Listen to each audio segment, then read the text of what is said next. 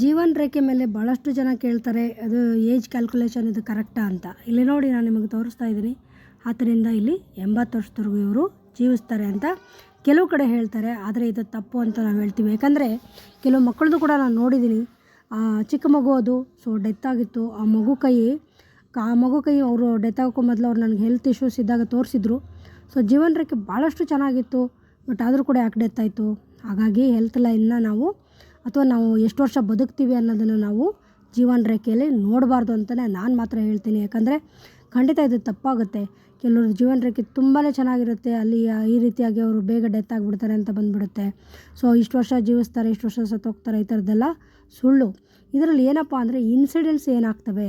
So ಮನೆ ಕಟ್ತೀವ, car ತೊಗೋತೀವ, ಅಥವಾ ನಮಗೆ ಯಾರಾದರೂ ಅಟ್ಯಾಕ್ ಮಾಡ್ತಾರಾ, ಈ ಥರದ್ದೆಲ್ಲ ನಾವು ನೋಡ್ಕೋಬೋದು. ಅದರ ಆಕ್ಸಿಡೆಂಟ್ಸ್ ಆಗುತ್ತಾ, ಅದರಲ್ಲಿ ಏನೋ ಸೀರಿಯಸ್ ಇದೆಯಾ, ಅಥವಾ ನಮಗೆ ಆರೋಗ್ಯ ಸಮಸ್ಯೆ ಇದೆಯಾ, ಇದನ್ನೆಲ್ಲ ನಾವು ಜೀವನ ರೇಖೆಯಲ್ಲಿ ನೋಡ್ಬೋದು ಅಂತ ಹೇಳ್ತೀವಿ.